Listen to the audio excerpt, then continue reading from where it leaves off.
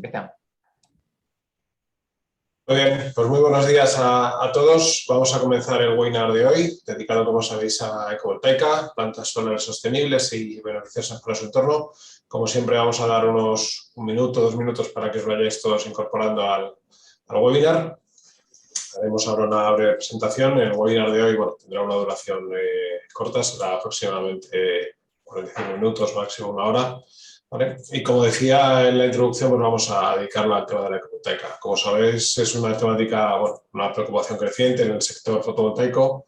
Desde hace unos meses ya estamos viendo un movimiento de exigencia de las plantas fotovoltaicas que se desarrollen con unos criterios más sostenibles, más respetuosos con el medio ambiente, que además impliquen a la comunidad local en el desarrollo de esa planta, con los criterios económicos, unas ventajas para lo que donde se desarrolla la planta. Y vista esta preocupación creciente que hemos ido recibiendo en el sector por distintas asociaciones como UNEF y luego distintas empresas y fabricantes como Soltec, que tenemos con nosotros, pues han tomado conciencia del tema y están poniendo en marcha esas plantas con unos criterios más sostenibles, más certeros, más beneficiosos para el medio ambiente. De todo esto nos van a hablar hoy, como decía, dos ponentes. Contamos con Alejandro Lavanda, que es director de Regulación y Estudios de UNEF, de la Unión Española Fotovoltaica, la patronal del sector, que todos conocéis. Y por la parte del fabricante tenemos en esta ocasión a Soltec, como sabéis, fabricante de seguidores solares, fabricante español, ubicado en Murcia y conocido por todos vosotros. En este caso, como ponente, tenemos a Eduardo de San Nicolás, que es CSO de la empresa, conocidas por todos vosotros. La estructura del evento es muy sencilla. Vamos a tener primero una ponencia de UNEF que va a dar una visión general del tema de la ecovoltaica y, como decía, de los nuevos criterios, las normas que están siguiendo para el desarrollo de estas plantas. Y luego a continuación hablará Eduardo por parte de Soltec para contarnos cómo define la empresa, cómo entienden ellos el tema de la ecovoltaica y cómo lo están poniendo en marcha en las numerosas plantas que está haciendo Soltec, tanto en España como en Europa como en el resto del mundo. En cuanto a las preguntas, os invito a todos a que seáis participativos, a que las dejéis en el icono de preguntas y respuestas, ¿de acuerdo? No en el chat, que muchas veces en el chat se pierden. Así que recomendamos que las dejéis, por favor, en preguntas y respuestas. Se las trasladaremos a los dos ponentes al final de su ponencia, ¿de acuerdo? Y si quedará alguna sin contestar, por falta de tiempo o lo que sea, os la contestan por email, luego le haremos llegar a vuestro contacto y sin problema se pondrán en contacto con vosotros por email. Ya por último, también recordaros que este webinar quedará publicado de forma íntegra en la web del evento, quedará en YouTube subido el vídeo y también subiremos las dos ponencias en PDF para que tengáis ahí los datos, por si durante la presentación nos da tiempo a tener en cuenta todos los datos que se van comentando, pues ahí tendréis el PDF también para descargarlo. Ambas descargas son gratuitas, tanto el vídeo como las ponencias. Así que nada, sin más voy a dar paso a la primera ponencia, en este caso la de Alejandro Lavanda, de UNEF. Te doy la palabra y a continuación hablará Eduardo. Muchas gracias a los dos por estar con nosotros.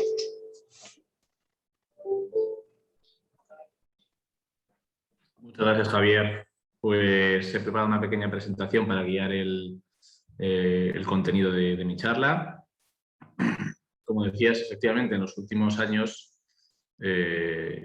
ha aumentado muchísimo la concienciación sobre el impacto de los desarrollos solares, de los nuevos desarrollos solares en el territorio, y eso implica no solo el impacto ambiental, sino el impacto social y luego cómo hacemos las cosas, ¿no? Que también es muy importante. Antes de nada, pues, por supuesto, quiero agradecer a Energética su invitación para contar cómo vemos desde UNEF esta cuestión, esta tendencia y cómo está afectando y cómo está condicionando y cómo están integrando o cómo están interpretando las empresas del sector estas necesidades y este cambio de tendencia y este nuevo paradigma, ¿no? He titulado mi charla Construyendo la licencia social para operar en el sector fotovoltaico, porque vamos a definir previamente cómo se llama, qué se entiende por licencia social. Es un término que me gusta utilizar cuando hablo de estos temas, ¿no?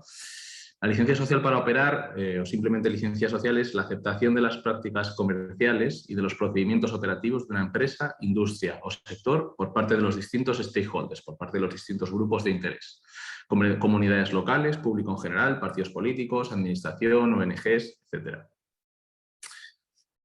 Aquí veis, bueno, cómo, digamos, cuál es la gradación en estas gráficas de lo que es la licencia social, desde un rechazo expresado a través de bloqueos, de boicots, de violencia, sabotaje, denuncias legales, a bueno, la aceptación o la tolerancia, en la que se presentan pues, preocupaciones por parte de los agentes que están monitorizando cómo nos comportamos, de estas asociaciones ecologistas, de las asociaciones de afectados, de las asociaciones locales, etcétera, a la aprobación, por último, en amarillo, cuando la empresa se ve como un buen vecino, que se considera que se tiene orgullo cuando se colabora con ella, hasta la identificación psicológica, que es pues, un apoyo político, la cogestión de proyectos y sabiendo, identificando a la empresa o al sector, en este caso, como un actor que está unido y que trata de dar respuesta a los mismos problemas que la comunidad, el público general, los partidos políticos, la administración tienen, ¿no?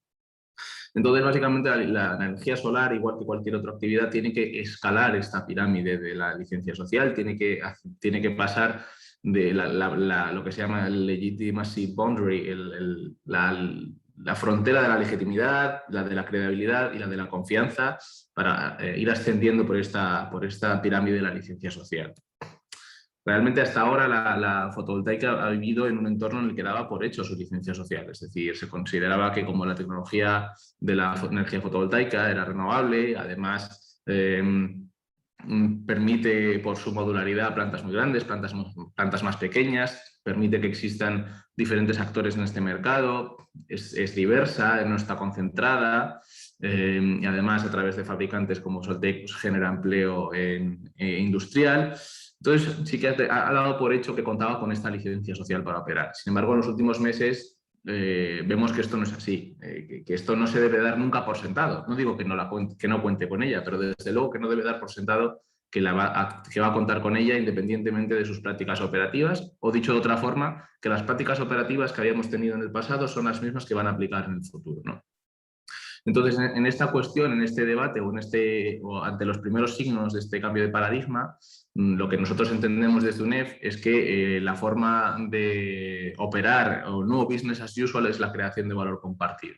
Esto es un concepto que se introdujo en 2011 en un artículo en Harvard Business Review que se ha enlazado aquí en la presentación y básicamente lo que dice es que la actividad de la empresa para crear valor compartido con las comunidades en las que opera debe situarse en la intersección de lo que es la oportunidad de negocio para la propia empresa y las necesidades sociales y ambientales de la comunidad en la que está presente y el activo y el conocimiento empresarial, es decir, su expertise, lo que sabe hacer. Es decir, dicho de otra forma, y para seguir la definición, para ser muy estrictos, el valor compartido es aplicar prácticas y estrategias corporativas que aumenten la competitividad de las empresas al mismo tiempo que mejoran las condiciones económicas, sociales y ambientales de las comunidades en las que operan. Es decir, esto no es responsabilidad social corporativa, ni es sacar brillo a los impactos positivos que tenemos solo por nuestra propia actividad. No es así, es cambiar la estrategia empresarial, afectar la estrategia empresarial, repensar la estrategia empresarial y corporativa y las prácticas y los procedimientos operativos para que nuestra actividad se sitúe en el centro de estos tres círculos, para que se mejoren las condiciones económicas, sociales y ambientales, al mismo tiempo que se genera un modelo de negocio sostenible para que las empresas puedan seguir operando dentro de su expertise, dentro de su ámbito de conocimiento. Para ello, nosotros siempre cuando hablo de estos temas intento bajar un poco al detalle, porque esto es verdad que de forma teórica y estratégica está muy bien, pero ¿esto qué significa? Pues en el caso de una planta solar es un proyecto muy concreto que tiene un inicio, tiene un fin y es muy sencillo trasladar esta metodología o esta estrategia a esta actividad. Básicamente, en un primer lugar, debemos establecer cuáles son nuestros objetivos de creación de valor compartido, a través de una identificación de las necesidades particulares de la comunidad, es decir, no van a ser las mismas medidas que aplicaremos en un sitio o en otro, no van a ser los mismos problemas o necesidades de una comunidad en un lugar u otro de España o en otro país. Y luego, en tercer lugar, habría que definir concretamente de forma específica, en términos económicos y en términos sociales, cuál es el beneficio que la comunidad obtendría del desarrollo de este proyecto. ¿Cuál sería el presupuesto con el que nosotros contamos como empresa para conseguirlo? En esta definición de las acciones concretas, del beneficio con el que vamos a contar y la concreción de este plan de acción de creación de valor compartido, obviamente tendremos que escuchar a los agentes locales y fomentar la participación. No bastará, por supuesto, con interlocutar con las administraciones o con diferentes grupos, sino que idealmente debería ser un proceso abierto que en la medida de lo posible permitiera la participación de ciudadanos particulares no adscritos o a partidos o asociaciones, ¿no? Y, por supuesto, con especial interés y afección a los grupos de interés, sobre todo en el caso de que se realicen actividades económicas o de tipo social que puedan verse amenazadas o sentir o tengan una percepción de amenaza, como pueden ser los agricultores, los ganaderos, los ecologistas. Y con estos colectivos, la relación con ellos debe estar mirada con especial mimo, con especial cariño, y de forma proactiva debemos acercarnos a ellos y tener un enfoque divulgativo respecto a los beneficios y los impactos del proyecto y cuál es su alcance, tanto geográfico como temporal. Estos compromisos que tenemos en el plan de acción los trataremos de alcanzar de forma pública, pues llegando a acuerdos que sean conocidos, o obviamente con la administración local, que es el representante o la representante de la voluntad popular en el pueblo o en la ciudad, y implementando el plan de trabajo, monitorizando y evaluando los resultados y, por supuesto, con un proceso de mejora para planes futuros. Para que entendamos todos y también para que sea algo muy evidente, esto se traduce en 3 tipos de medidas. Lo que se llama la ESG, que es los criterios de sostenibilidad, digamos de forma general, que se traducen en 3 patas: la pata ambiental, environment; la pata social, y la pata de G, que es governance o gobernanza. Si aplicamos los criterios las medidas concretas que aplicaremos en la ejecución de este plan de creación de valor compartido deberán ir alineadas con cada una de estas 3 patas y cubrir cada una de estas 3 patas. Ambientales. En medidas ambientales, obviamente, pues debemos plantear el proyecto de inicio con el mayor grado con los mayores estándares de integración y renaturalización del entorno.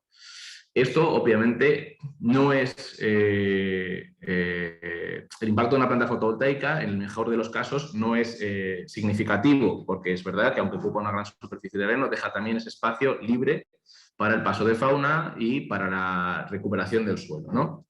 Recientemente, en el Foro Solar que celebramos el mes pasado, pues presentamos 2 estudios en los que se demuestra la afección positiva que puede tener la fotovoltaica para la biodiversidad. Lo que quiero decir es que con medidas sencillas, como la instalación de nidales, como el uso compartido para ganado, como la construcción o simplemente con el respeto a las charcas naturales que hay en el entorno, pues se puede generar un ecosistema que, si bien puede ser en muchos casos más beneficioso que la actividad preexistente que había en ese mismo espacio, ¿no? En términos sociales, son 3 las medidas principales que podemos ejecutar para el impacto social positivo. Por supuesto, la generación de empleo, que en la medida de lo posible y en grandísima medida me consta que es así, tiene que ser local. La formación también al personal local de los pueblos y las ciudades que hay en el entorno de la instalación, y luego los usos compartidos, que pueden ser la agrovoltaica o la apicultura o la ganadería, como hemos visto antes, ¿no? Y luego, en las cuestiones de gobernanza, resumo en 2 palabras que son para mí claves y que deben guiar toda nuestra actividad y nuestro proceder en el desarrollo de plantas, que es la transparencia y el diálogo. Tenemos que ser tremendamente transparentes. Decíamos en nuestro foro solar, decía Cristina Monge, que como no tenemos tiempo para hacer la transición energética y tenemos que ir con toda la urgencia necesaria para alcanzar nuestros objetivos, precisamente por eso debemos ser todo lo excelentes que podamos. Es decir, la excelencia es nuestra única vía para realmente ser capaces de alcanzar los objetivos, porque no tenemos tiempo para el conflicto, no tenemos tiempo para posiciones encontradas y no tenemos tiempo para problemas que no se resuelven. Hay que ir de forma proactiva a resolver los problemas, plantear este tipo de soluciones, de mediación, y desde luego con todo el diálogo con las entidades locales y toda la transparencia sobre nuestro proyecto. Nosotros desde UNEF, en este proceso, además de, digamos, esta función más puramente divulgativa o de lobby interno, ¿no? Porque muchas veces es casi más importante el lobby que se hace hacia adentro, el que se hace hacia afuera, o la influencia que se hace hacia adentro de la que se hace hacia afuera, o poner los temas sobre la mesa, pues tenemos dos iniciativas importantes, que son el sello de excelencia en sostenibilidad, que es un sistema de certificación propio que hemos creado con el apoyo de SGS y CERE, que en base a unos criterios de excelencia que representan, digamos, o que sumarizan los altos estándares de integración social ambiental en las medidas que hemos hablado antes, que son un elevado número de criterios que hay que evaluar para tanto proyectos como plantas existentes, que acredita que estas instalaciones, digamos, observan todos estos criterios de sostenibilidad y de impacto social, ambiental y de gobernanza. Por supuesto, podéis encontrar más información en nuestra web.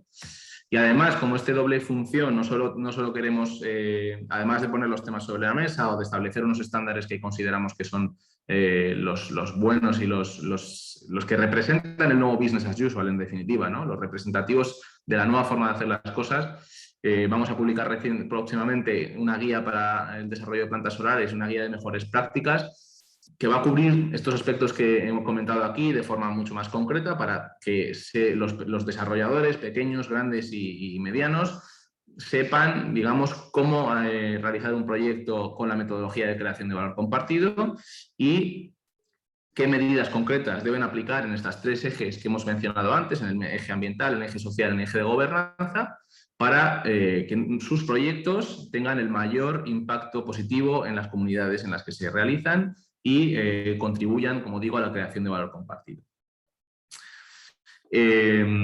Por último, pues solo quiero finalizar pues haciendo, por supuesto, agradeciendo a Energética la invitación y, bueno, por supuesto, abierto a preguntas que me queráis realizar y dando un mensaje final con esa frase que comentaba antes, que como no tenemos tiempo para hacer las cosas, como estamos en una máxima urgencia para alcanzar los objetivos de transición energética en el corto tiempo que tenemos, no hay otra opción que la excelencia, tanto ambiental como social como de gobernanza. Es la única vía para alcanzar nuestros objetivos y además este es el nuevo business as usual, es decir, aquellas empresas que no opten por esta nueva forma de hacer las cosas quedarán digamos, desfasadas o desactualizadas, o dicho de otra forma, por ponerlo en positivo, aquellas que se den cuenta cuanto antes de que esta es la tendencia y el nuevo business as usual tendrán un valor añadido y una ventaja competitiva frente a aquellas que no lo hagan. Y eso es todo. Muchísimas gracias.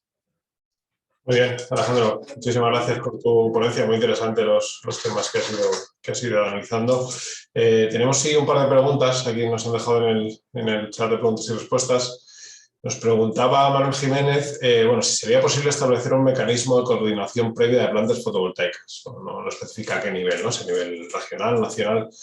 Él comenta en la pregunta que todo el mundo propone plantas y líneas y tal sobre un mapa y luego que eso es difícil, ¿no? Plasmarlo en la situación real, ¿no? Porque bueno, muchas veces se pueden saturar provincias, zonas y tal. No sé si vosotros conocéis o tenéis idea de que se puede hacer este mecanismo de coordinación previa, entiendo, entre comunidades autónomas, ministerio, en fin, localidades.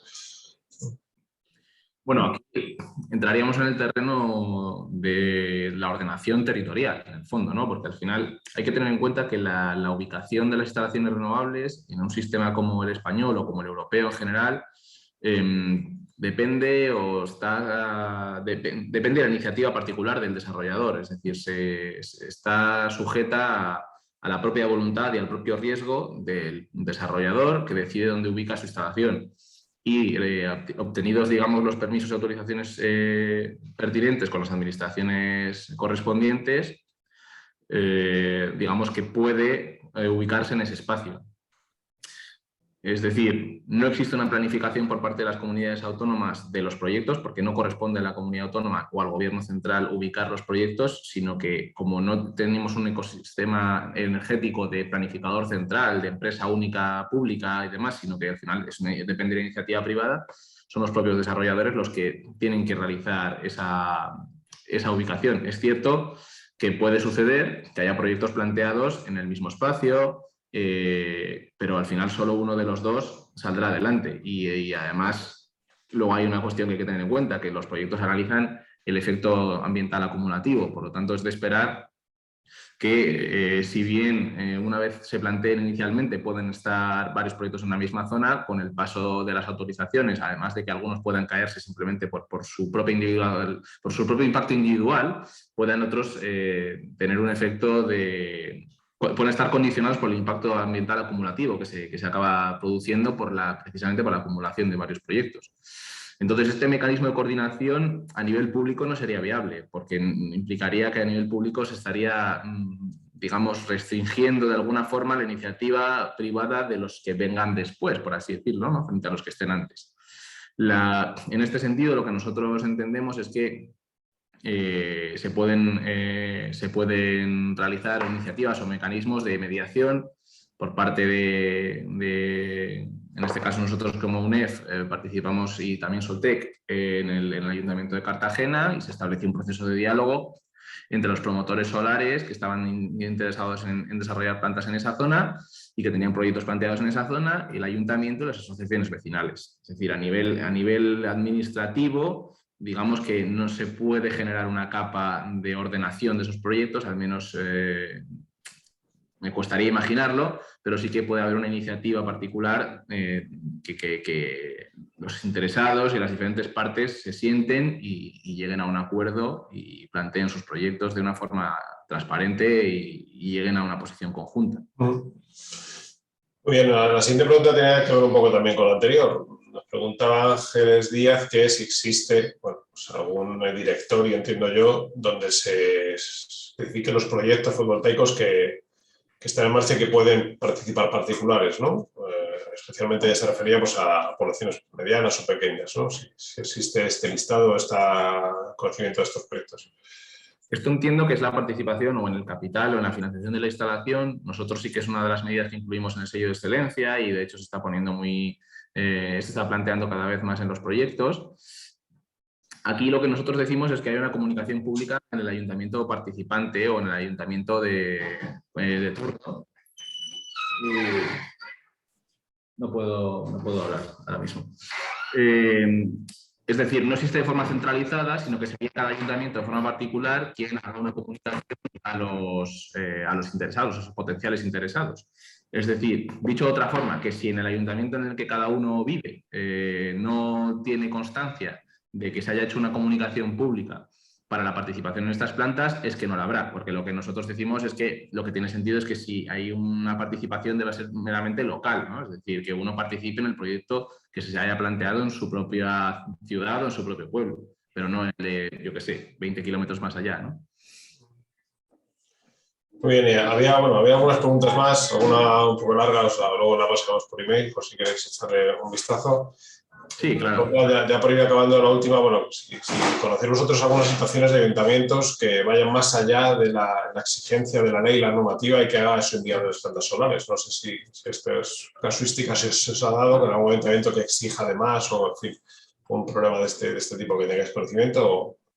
Bueno, a ver, yo creo que al final, de forma general, no se está permitiendo que suceda, ¿no? Que yo creo que los ayuntamientos, como cualquier otra administración, son conscientes de cuáles son los límites legales y al igual que el propio sector privado, que las propias empresas actúan de acorde a la ley, porque de otra forma puede tener consecuencias legales, valga la redundancia, ¿no? Entonces, en ese caso, ¿qué se puede hacer cuando un ayuntamiento, si se tiene constancia de esa cuestión? Pues lo que se tiene que hacer obviamente es hacerlo público, es denunciar lo que está sucediendo, y igual que si fuese al revés, ¿no? Yo entiendo que de forma general en España no es algo que suceda, y en el caso de que suceda, en el particular caso de que pueda suceder, obviamente pues hay que hacerlo público y denunciarlo.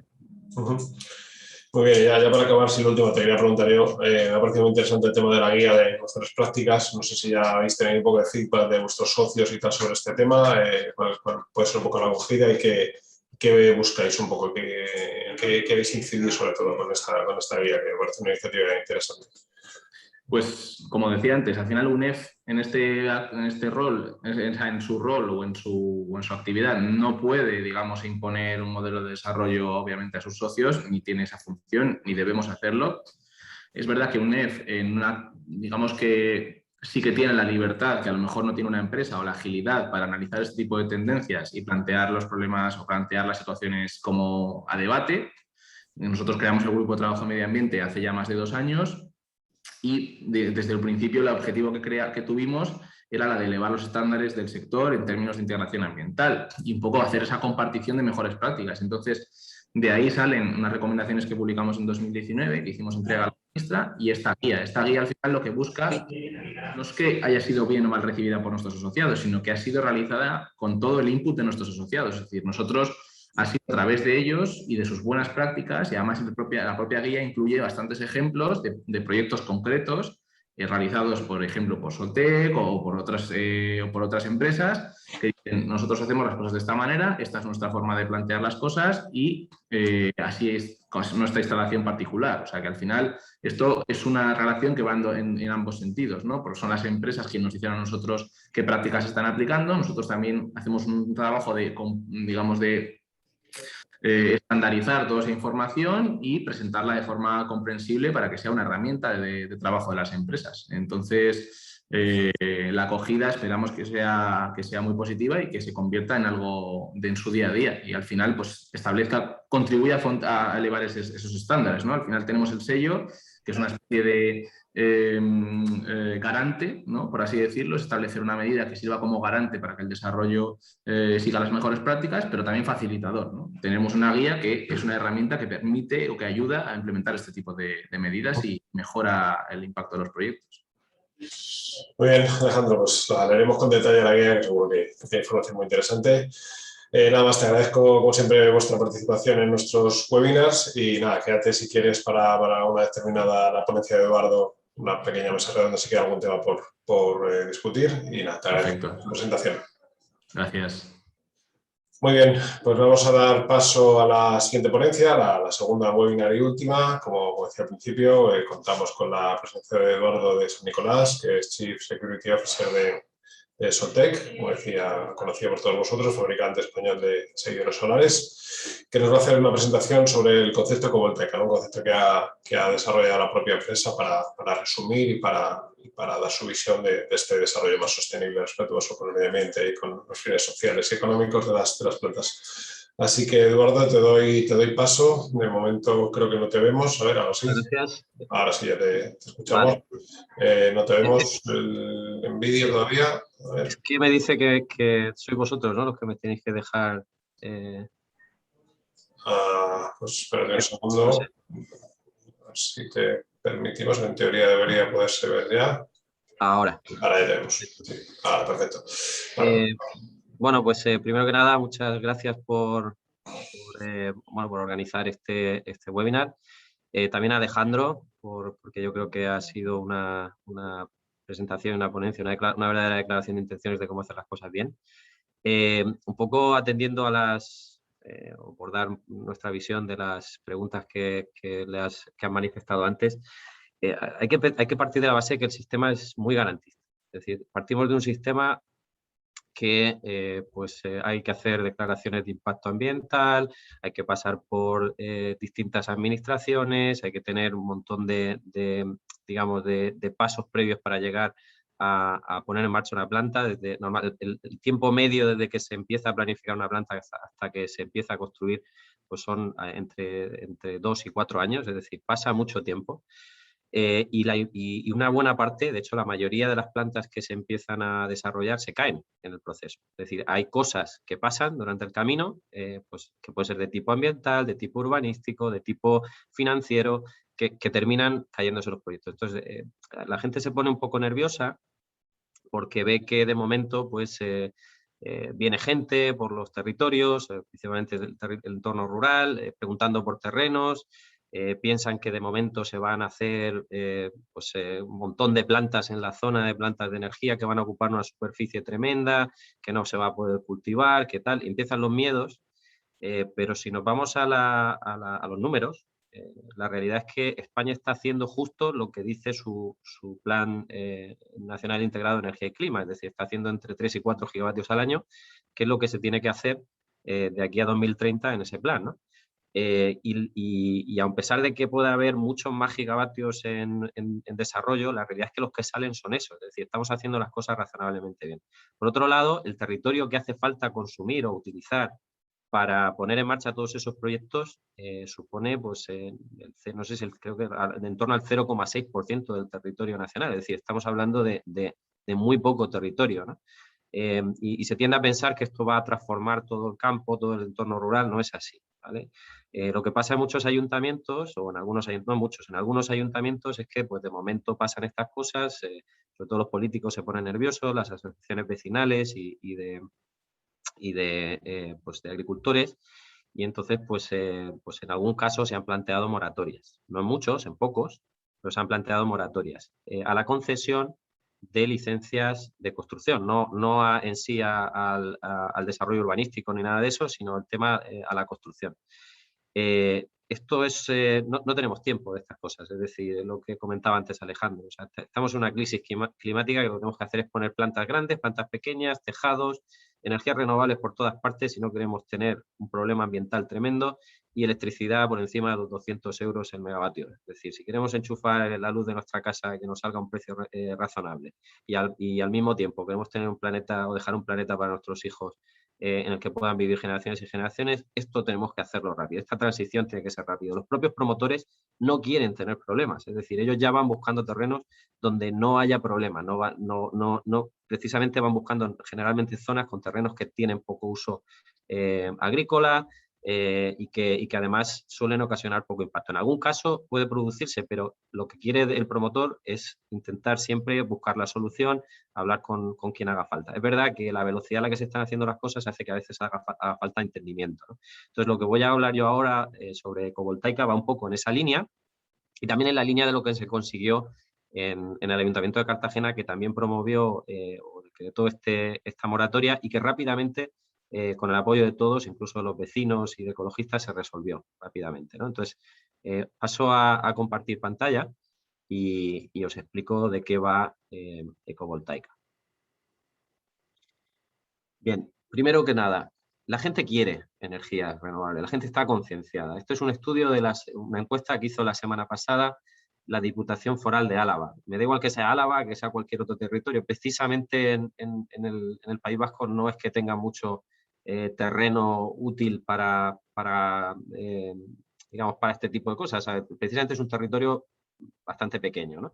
Y bastante poblado. Y aún así haces la encuesta y te da que pues, el 82% de la población está a favor de los huertos solares. Es decir, la gente quiere energías renovables y sabe que es el camino, ¿no? Partimos de que hay una demanda tanto social como ambiental.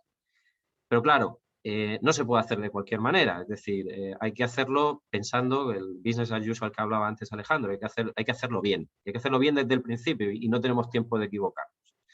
Entonces, el estándar ecovoltaica o por qué surge ecovoltaica, pues es porque surge de la necesidad de construir, diseñar, planificar plantas que respeten a la biodiversidad, atiendan y fomenten una economía circular y rural, porque se implantan precisamente en territorio rural, y tenga un compromiso social con lo social y con lo local, ¿no?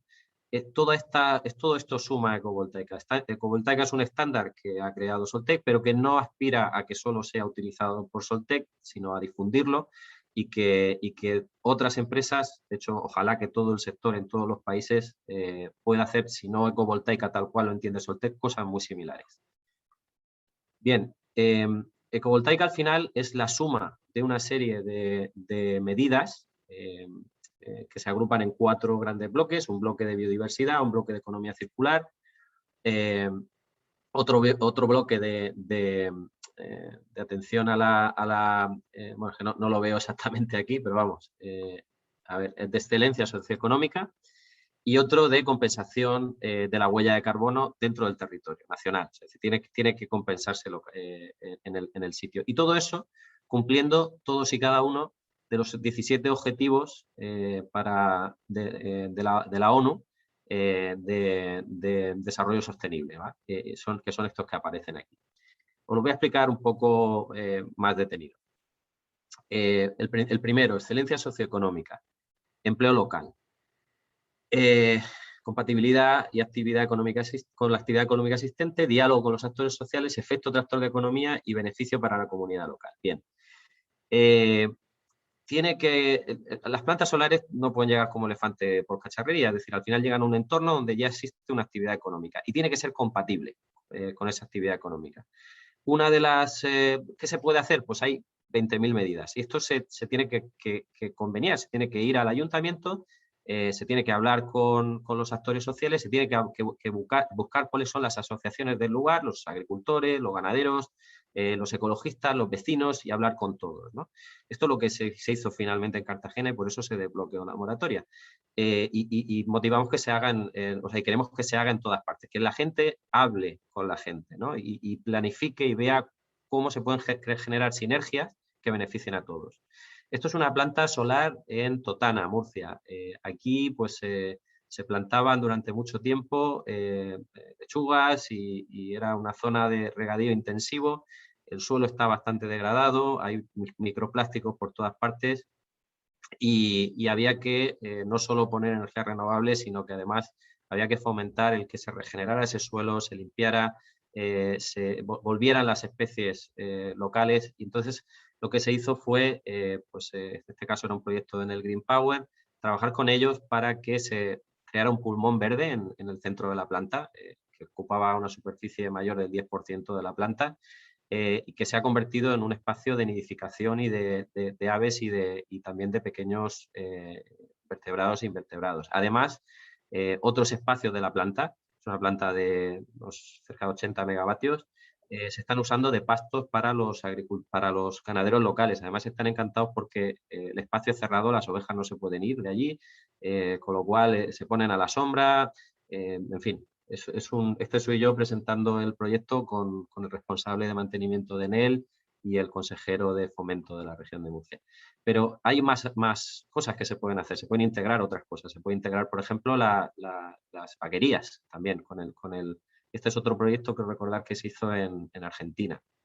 Al final tienen un espacio para el desarrollo de estas especies que viene muy bien a las propias plantas para no tener que usar medios mecánicos para el control de la vegetación. Además, esa vegetación pues, se va renovando, las especies se van polinizando y se crea un espacio natural perfecto. Otras cosas que se pueden hacer, la apicultura. En algunas plantas, también este es un caso en el Green Power en Andalucía, se está poniendo apicultura, es decir, se están poniendo colmenas debajo de los seguidores solares, las abejas están en la sombra, polinizan las flores que hay en el lugar y además no roban, que eso es uno de los problemas que tienen los apicultores, ¿no? Cuando dejan las colmenas, que en muchas ocasiones se las quitan, pues ahí evidentemente están en un entorno seguro y además fuera de pesticidas, las abejas no se mueren. Es importante, como decía, contar con los locales. Nosotros cuando llegamos a un proyecto, y esto es una de las medidas de ecovoltaica, lo primero que hacemos es hablar con la Agencia de Desarrollo Local del Ayuntamiento. Les decimos, tenemos planificado contratar a tantas personas y queremos que estas personas sean de aquí y queremos estos perfiles. Algunos perfiles los tienen, otros hay que identificarlos y otros hay que formarlos. Participamos activamente en la formación de esas personas que luego trabajarán en la construcción y en el futuro, muchos de ellos o algunos de ellos, incluso en el mantenimiento de la planta.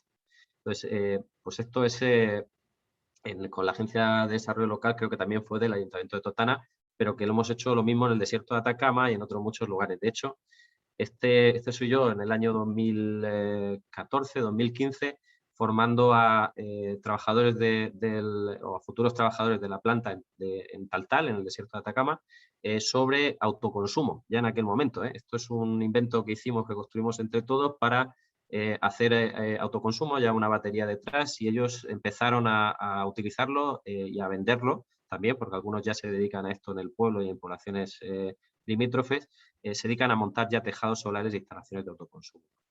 Es decir, al final tiene que haber se tiene que crear sinergias, es decir, no podemos llegar a los desarrolladores solares tienen que dar valor al pueblo. Además, hay que pagar los impuestos, es decir, se tiende a pensar que porque la actividad de la energía solar es benigna, ¿no? Es beneficiosa, es renovable, es sostenible, tenemos que intentar pues, no pagar los impuestos de construcciones, los impuestos, no, al revés, tenemos que beneficiar al pueblo, tenemos que eso se tiene que transformar en una ventaja para el pueblo, ¿no?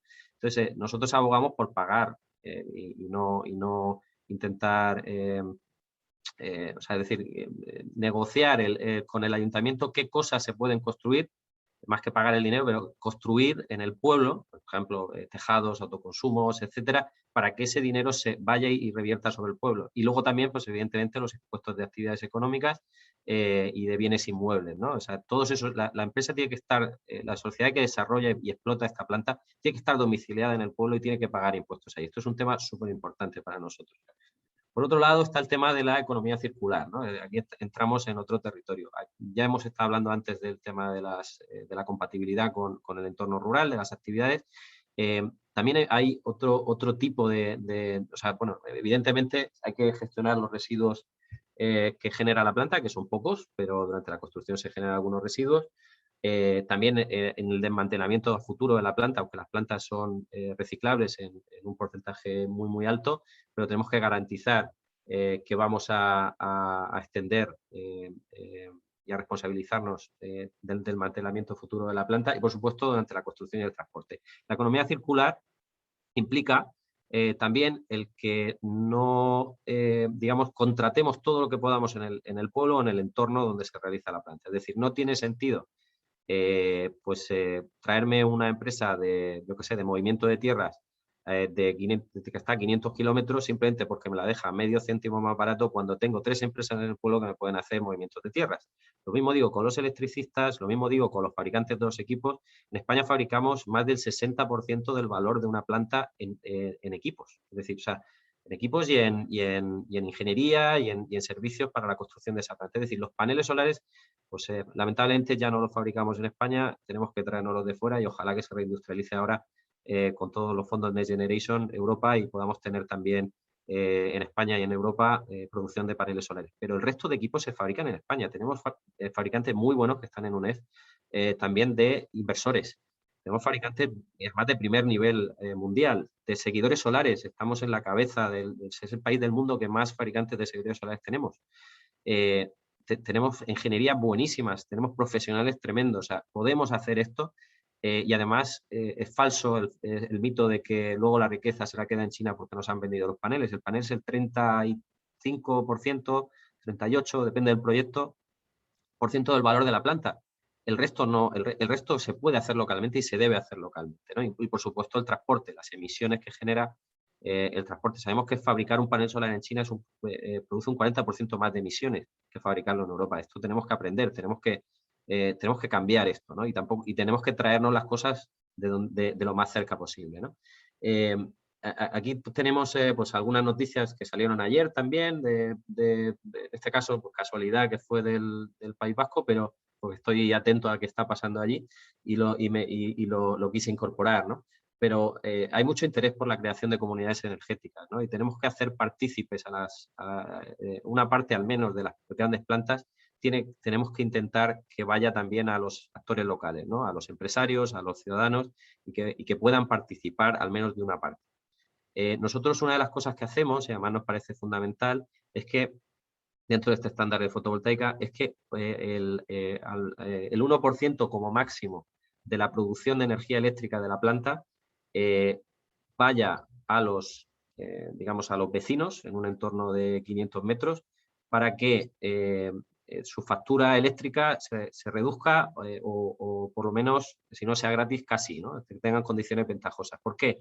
Porque al final ellos son los que sufren la construcción, los que están viendo una planta de energía solar delante suyo y aunque esa planta esté integrada paisajísticamente, pero ha cambiado la manera, ¿no? Entonces ellos tienen que percibirlo como algo bueno. Entonces entendemos que una buena manera es que ellos también tengan una ventaja competitiva, que consuman energía más barata o incluso gratuita hasta cierto porcentaje y que se beneficien de eso, ¿no? Esto es algo jolín, si yo la planta la tengo al lado y luego resulta que no tengo ningún beneficio y otro que la está consumiendo esa energía a 200 kilómetros de distancia tiene los mismos beneficios que yo, ¿no? Cuando no la está, entre comillas, sufriendo o viendo cada día, ¿no?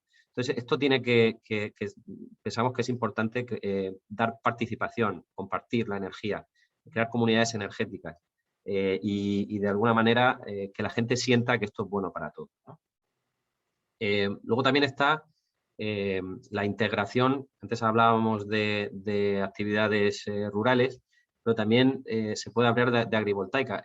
Aquí tenemos que ir con un poco de cuidado, o sea, no en todos sitios se puede hacer, ni para todos los cultivos, ni de cualquier manera, ni siempre es rentable, o sea, hay que estudiarlo caso a caso, pero hay muchos ejemplos, y yo voy a poner aquí rápidamente unos cuantos de éxito, ¿no? Estos son invernaderos en los que se montaron placas solares, entonces se cultiva debajo, esto es una zona muy soleada, los cultivos que hay dentro, las plantaciones no sufren por tener un poquito de menos de sol, de hecho les viene hasta bien, pero en otros sitios pues a lo mejor esto no sería viable, ¿no?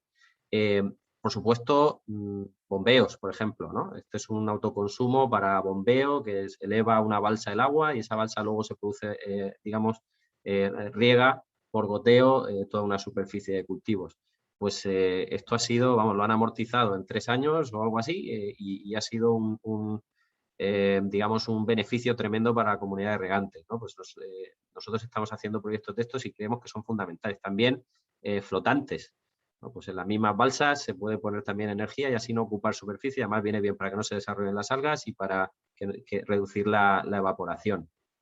Y luego, pues incluso integración tal cual, ¿no? Es decir, esto es una plantación de cítricos.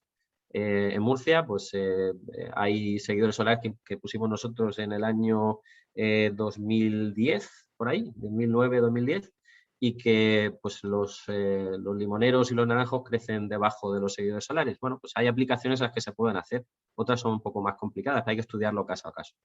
Y luego, por supuesto, tiene que haber una sensibilización social, compromiso social. Antes hablábamos de reciclaje, pues aquí estamos reciclando palés en una planta que hicimos en Brasil, en el entorno de Salvador de Bahía, y pues reformamos el colegio con los materiales sobrantes de la planta y además construimos un parque infantil. Y lo hicimos con voluntarios y lo hicimos con gente del pueblo. Este tipo de cosas es lo que creemos que es fundamental. La gente tiene que ver algo positivo en las plantas, no solo que vienen a consumir, digamos, a generar energía para otros y ya está, ¿no? Y luego una parte fundamental que es la biodiversidad. La biodiversidad, las plantas no es pongo una planta, quito biodiversidad, no, es al revés. Es decir, pongo una planta, fomento la biodiversidad. ¿Cómo lo hago? Pues primero buscando el emplazamiento, como decía antes, que tenga una afectación menor sobre ecosistemas existentes, ¿no? Al revés, tendré que buscar aquellos en los que quiera potenciar esa renaturalización. Aquí además pues, se intentan buscar pues, terrenos que sean pues eso, agrícolas de secano, con bajas productividades, que hayan sido explotados y digamos dejados al barbecho, ya no se usan, este tipo de cosas. Luego, evidentemente, la evaluación de impacto ambiental, es decir, todos estos proyectos, los proyectos grandes, llevan una rigurosísima declaración de impacto ambiental que tarda mucho tiempo, lamentablemente, en salir adelante. Hay bastante parón en las administraciones por esto. Es súper garantista, se tienen en cuenta 100.000 parámetros y finalmente las plantas que salen, cuanto más grandes, más estudios llevan, incluso como antes comentaba Alejandro, miran cuáles son la afectación del sumatorio con otras plantas que pueda haber alrededor, ¿no? Aquí pues se establecen un montón de medidas, podemos ver pues algunas, ¿no? Bueno, no sé si estaba en esta presentación, pero desde nidos, utilizar las zonas donde se acumulan las escorrentías y se forman humedales para crear allí verdaderos espacios, verdaderos oasis de la naturaleza. Hay que tener en cuenta que una planta solar prácticamente no tiene actividad humana. Aquello es para normalmente los animales, pequeños animales y demás, y las aves progresan perfectamente y nidifican allí porque no tienen ningún tipo de movimiento humano, ¿no? Y eso es un oasis para la naturaleza. Entonces, lo único que se pide es que se controle un poco la vegetación en algunas zonas para que no crezca demasiado y hacer sombra a las plantas. Pero ahí no hay pesticidas, no hay nitratos, no hay fosfatos, no hay ruidos, no hay polución. Y aparte los vallados son cinegéticos, es decir, permiten el paso de pequeños animales, ¿no? Evidentemente, pues el propio diseño de la planta, como estoy diciendo, líneas de conexión, incluso la construcción de la planta tiene que tener en cuenta todas las cuestiones de respeto a la biodiversidad. Al final, lo que estamos viendo es que, incluso hay estudios ya que fueron presentados en el Foro Solar hace poco, que así lo atestiguan, que las plantas solares son un espacio en el que se desarrolla y es, de hecho, la naturaleza, la biodiversidad y además es un verdadero espacio de transición desde las zonas forestales a las zonas urbanas, ¿no? O sea, crea esa especie de cinturón que de alguna manera aleja a todos los peligros que tiene la vida urbana de las zonas más boscosas o de las zonas más protegidas, ¿no? Entonces, bueno, hay varios estudios que así de varias universidades y centros independientes que así lo dicen. Y finalmente, la compensación nacional de huella de carbono y las donaciones. Bien, aquí cumplimos pues, todos estos ODS también, como podéis ver. Una planta solar genera CO2, es paradójico, pero es así, genera CO2 durante su construcción y durante la construcción de los materiales que se han empleado en la planta. Es decir, fabricar un panel solar, fabricar un seguidor solar, el acero, provoca emisiones de CO2, construir la propia planta, transportar cosas, maquinaria, personas, genera emisiones. Eso hay que calcularlo. Y uno de los objetivos de la planta tiene que ser compensar, no ya con el ahorro en las emisiones de CO2 que produce la electricidad verde que se genera, sino con sumideros de carbono. Nosotros planteamos plantas de energía que tienen que tener zonas verdes, que tienen que tener una integración paisajística con especies autóctonas, que ya compensen en el mismo sitio parte de esa huella de carbono. Y tenemos que buscar zonas en el entorno, principalmente en el entorno y si no como máximo a nivel nacional, que permitan hacer esa compensación. Hablo de, pues, por ejemplo, bueno, esto es el caso que estábamos plantando especies autóctonas en el vallado perimetral de una planta de energía, pero también me refiero a montes, me refiero a zonas que estén necesitadas de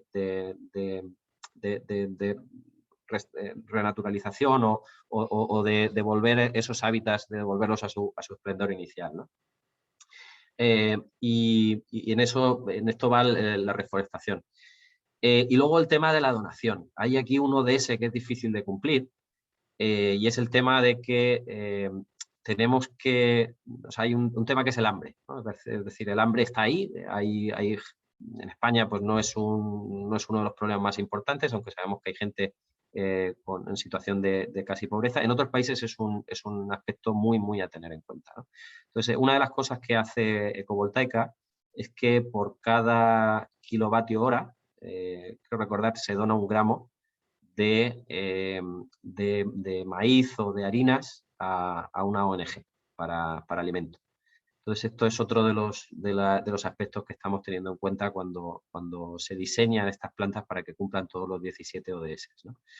Y bueno, esto es un poco lo que os quería contar. Esto es Ecovoltaica, es algo súper bonito, es algo transversal, que implica todo el ESG, digamos, todas las medidas de ESG, y que entendemos que las plantas de energía en el futuro y ya en el presente tienen que ser planteadas así, porque de otra manera pues, se generan conflictos difíciles de resolver en el poco espacio que tenemos para transformarnos energéticamente y descarbonizarnos. Muchas gracias.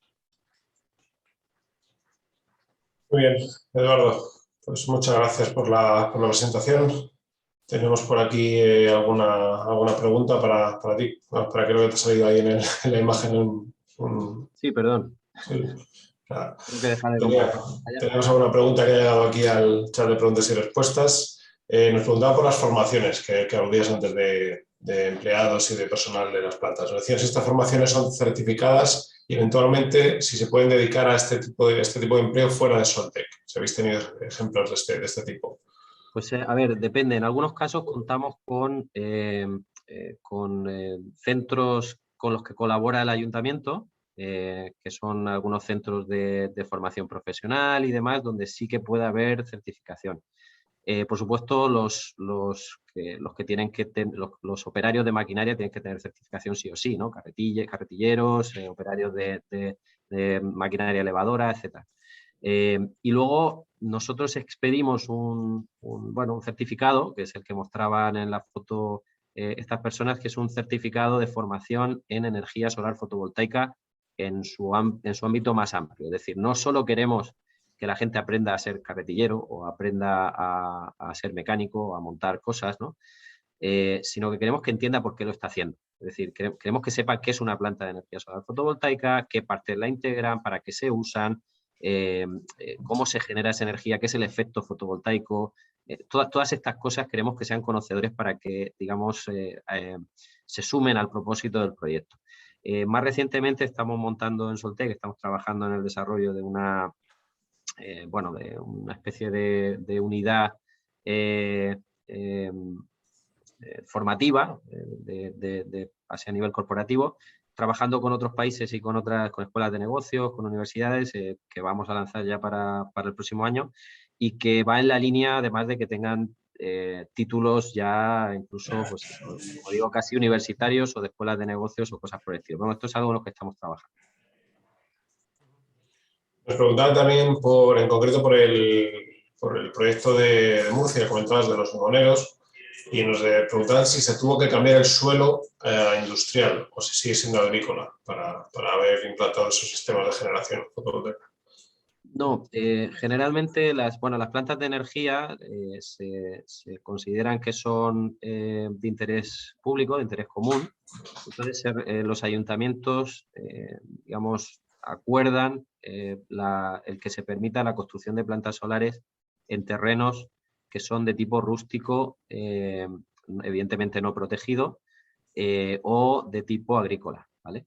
Entonces, en este caso era un terreno que parcialmente estaba siendo explotado, otra parte no, pero lo que sí que estaba bastante degradado, ya digo, a nivel pues, de muchas veces que habían puesto plásticos encima y tal, y ahora pues se han plantado especies autóctonas, se ha visto que han vuelto aves, el suelo pues poco a poco, bueno, se removió el suelo también para que poco a poco las raíces y demás fueran dijéramos, absorbiendo esos plásticos y que el suelo se fuera regenerando, pero no ha habido una descontaminación propiamente dicha, ¿no? O sea, eso es algo que sería inviable económicamente.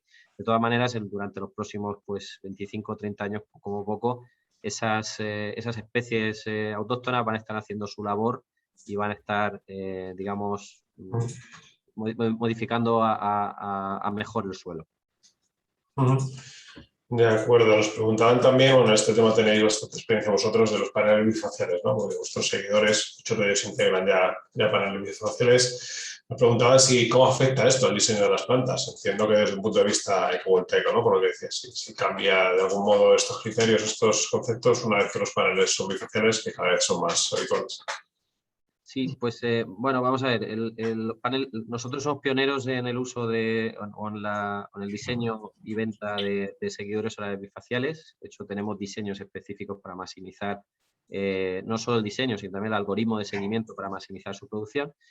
Lo más importante, aparte de no tener interferencias en la cara trasera del panel, es decir, que no haya nada que le haga sombra a la cara trasera del panel, es el color del suelo. ¿Vale? Cuanto el suelo sea más oscuro, es peor. Cuanto el suelo sea más claro, es mejor. Claro, si el suelo es negro, es un suelo muy orgánico, muy negro, pues eso no es bueno. Si el suelo es muy blanco, casi como la nieve, muy arenoso, pues eso es mejor, ¿no? Hay quien decide tratar el suelo. Si se trata el suelo, es decir, si se le echan componentes al suelo para que se clarifique, lo que se pide es que, pues, evidentemente, la declaración de impacto ambiental se haya tenido en cuenta y que no cambie sustancialmente la naturaleza del suelo, es decir, que allí pues, se siga pudiendo cultivar el día de mañana y se sigan pudiendo crecer especies. Nosotros estamos más por la labor de que se planten especies cuyo color de hoja y de fruto sea lo más claro posible. Y aquí pues hay de todo, hay algodones, en fin, hay todo una amalgama de cosas que se pueden hacer. Aloe vera, hay muchas plantaciones que se pueden utilizar con agrivoltaica que permiten maximizar la generación bifacial sin afectar negativamente la biodiversidad y el aspecto original del suelo. Hay muchas preguntas, te voy a hacer alguna más, pero bueno, el resto las contestaréis por email porque es verdad que hay mucha actividad, hay muchos asistentes preguntando. Nos preguntaban también pues, lo que decías antes de la compensación, ¿no? Del 1% de la energía a los vecinos, ¿no? Bueno, ¿tenés algún detalle más sobre cómo se implementan estos 1.000 euros megavatio para asociaciones vecinales? En fin, nos hables un poquito más, si es posible, del tema de la compensación. Hay muchas maneras, en verdad no hay una sola, ya depende de cómo se planifique el proyecto. Una opción podría ser la línea directa, sería un autoconsumo directo, ¿vale? Esa podría ser una opción. Esto no sería la mayoría de los casos, será seguramente la minoría, pero se puede hacer. Esto tiene la ventaja de que no pagas peajes y que esa energía es energía directa y es más económica, ¿no? Pues, digamos, es la más beneficiosa para todos.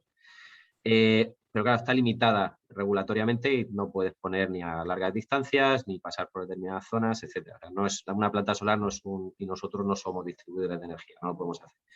Otra opción es comercializarla, es decir, que haya una comercializadora de por medio que sea la que comercialice que la compre a la planta y la comercialice a los vecinos. Y ser nosotros los que de alguna manera subvencionamos esa energía, es decir, que a la comercializadora llegamos a un acuerdo con ellos para que esa energía que nos la compran una parte más barata o prácticamente regalada, si se llega a ese acuerdo, y se la ofrezcan a los vecinos hasta ese porcentaje que decimos, hasta ese 1%, de ese entorno que los tenemos que tener identificados.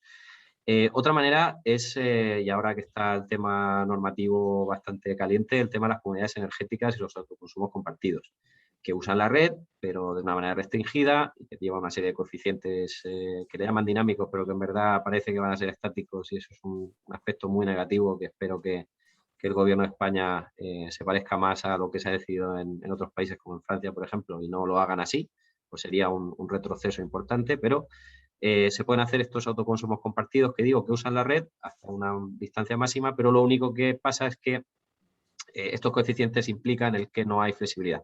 Es decir, que todo el mundo tiene que decir qué va a consumir a cada momento, a cada hora, porque y cada día. Y si un día no se consume, pues lo pierde, ¿no? Entonces, eso no es, yo creo que no es hacia donde debemos ir. Los autoconsumos compartidos, las comunidades energéticas deben ser flexibles, al que le pesen algunas distribuidoras eléctricas, porque es lo que hace falta. Es decir, no todos los tejados se valen, aunque se pusieran los tejados no es suficiente energía en los tejados, tiene que venir de otros sitios, las comunidades energéticas tienen que promoverse, tiene que haber generación distribuida, tenemos que dar participación en los grandes plantas también a los locales, ¿no? A los industriales, a las personas, a los ciudadanos, y eso es muy necesario. Y si la regulación no es lo suficiente ambiciosa y va en contra de esos intereses, pues habremos dado un paso atrás, ¿no? O tendremos una oportunidad perdida, mejor dicho. Sí, la verdad es que el tema de las comunidades energéticas es muy interesante. Justo hoy publicamos un tema de ayudas, ¿no? Que hay un poco el ministerio para este tipo de iniciativas, así que bueno, sí que veremos desarrollarlas, pero como dices, se tiene que hacer bien, ¿no? Con flexibilidad. Bueno, y por ir acabando ya, nos preguntaban de este tema, no sé si podéis aportar algo, en concreto el caso de Italia, en tema de agrovoltaica y demás, no sé si tenéis experiencias en este país o no, en vuestro caso.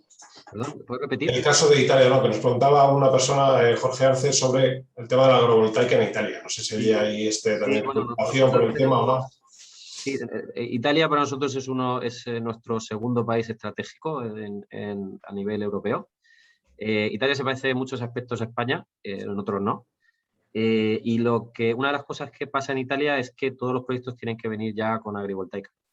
Lo que pasa es que está pendiente de salir una normativa, una especie de código de poco de cómo quieren ellos que sean las plantas, ¿no? de un estándar, por así decirlo. Este estándar todavía no ha salido. Hay uno alemán, pensamos que va a estar en la línea de ese. Este estándar es bastante abierto, ¿vale? No te dice exactamente qué tienes que plantar, sino un poco pues, te dice pues, en función de si es una instalación fija, las distancias de la valla, las alturas, te dice te da unas indicaciones de por dónde debe ir. Nosotros tenemos bastantes proyectos en Italia, estamos desarrollando muchas plantas allí y este es un factor crítico. Nosotros estamos ya para construir algunos de nuestros proyectos el año que viene, ¿no? Y estamos a la expectativa de ver qué sale para modificar nuestros proyectos y adecuarlos a lo que venga la normativa. Lo que sí que tenemos claro es que van a venir con ecovoltaica. Entonces, esto es lo que también estamos diciendo a las autoridades locales y regionales italianas. Y el acogimiento está siendo muy bueno, es decir, ellos entienden que también tiene que ser así. Yo creo que es algo que cualquiera lo ve, ¿no? Y ahora lo que falta es implementarlo, es ya pasar de las palabras a los hechos. Muy bien, ¿no? Me decía, creo, Alejandro, que quería aportar también algo al tema de Italia. Me indicaba por aquí por el chat de preguntas. Alejandro, si estás por ahí, si quieres incorporar y aportar algo al asunto de Italia, según me decías. Bueno, estaba gestionando un poco las preguntas que aparecían en el de preguntas y respuestas, gestionando algunas. Yo sobre este caso particular no conozco cómo es la situación en Italia. Es verdad que desde UNEF sí que estamos tratando de generar espacios para, digamos, acelerar o catalizar estos proyectos en España. Y tenemos el grupo de trabajo de agrovoltaica que se ha reunido ya en un par de ocasiones y que prevé reunirse próximamente también antes de que termine el año. Y bueno, pues a través de ahí canalizamos las iniciativas de las empresas del sector en este sentido para ayudar a que haya más proyectos y efectivamente buscar unos estándares, buscar al menos no un estándar único, pero sí que diferentes estándares de diferentes tipos de proyectos de agrovoltaica, porque la definición también es muy amplia, de cómo se puede compatibilizar usos, que al final es el objetivo, ¿no? De proyectos. Todo apunta a que en Italia, bueno, ya veremos, ¿no? Pero que, de hecho, nosotros hemos proyectado los proyectos así, que el espacio entre las filas de seguidores va a tener que ser mayor, es decir, va a tener que haber más hueco, se va a tener que distanciar más para permitir precisamente esos cultivos, ¿no? Y bueno, hay ahora dos vertientes de diseño de plantas. Hay una que es montar una planta como en un segundo nivel, es decir, subo un piso y monto la energía solar arriba y abajo el cultivo. Eso tiene ventajas y desventajas. La ventaja es que, evidentemente, pues tienes el espacio de abajo y el espacio de arriba, no interactúan entre ellos y eso, pues, separas cosas y es bueno. La parte negativa, pues que haces, evidentemente, sombra abajo, o sea, disminuyes el grado de irradiación solar que hay en la parte, digamos, en el segundo nivel y eso a algunas especies, algunos cultivos les afecta, depende de cómo, dónde y demás, o sea, hay que estudiarlo. Y luego, pues, que evidentemente es más caro. O sea, al final tienes un montón de estructura ahí para poder soportar eso, ¿no? Entonces, nosotros pues estamos viendo las dos líneas. Hay la línea que ya tenemos actualmente, que es la de, bueno, pues hago seguidores que sean altos, que estén espaciados, que permitan el plantar cosas debajo, plantar cosas entre los seguidores. Y luego estamos estudiando también el de plantar, o sea, el de poner las plantas al nivel superior. Ya digo, no creo que haya una solución única, dependerá del caso. Incluso, esto del doble nivel, pues ya lo cierras y tienes un invernadero, ¿no? Entonces, en muchos casos, pues irá también por ahí. En fin, hay mucha variación ahora mismo, dependerá porque cada cultivo es de una manera y lo que le viene bien a uno no le va bien a otro. Entonces, habrá que verlo y estudiar casos. Muy bien, pues iremos viendo. Había alguna pregunta más, pero bueno, ya casi prefiero que la contestéis por email respecto a lo de la formación que decía Santo, bueno, por aclarar algún detalle más. Eduardo, ya casi prefiero que les contestéis directamente por email, os mandaremos el mensaje. Y alguna cuestión más sobre almacenamiento energético, que creo que queda un poco fuera quizá del tema de hoy, pero bueno, también nos la pasaremos por si queréis aportar algo más. Así que si no tenemos nada más pendiente, yo creo que vamos a dar por finalizado el webinar de hoy. Nada, os agradezco vuestra participación, creo que es un tema muy interesante que da para mucho. Nada, dos recordatorios muy rápidos. Como decía al principio, el vídeo íntegro quedará subido en nuestra web a través de YouTube, ¿vale? El acceso es gratuito y también subiremos las presentaciones en PDF para que las tengáis. Así que, Eduardo, Alejandro, como decía, muchas gracias por esta intervención. Nos vemos en nuevos eventos y dentro de muy poco en Jerez, que estaremos todos por allí la semana que viene. La semana que viene estaremos allí, muy bien. Muchas gracias, Javier. Muchas gracias a los dos. Hasta luego. Hasta luego pronto, chao.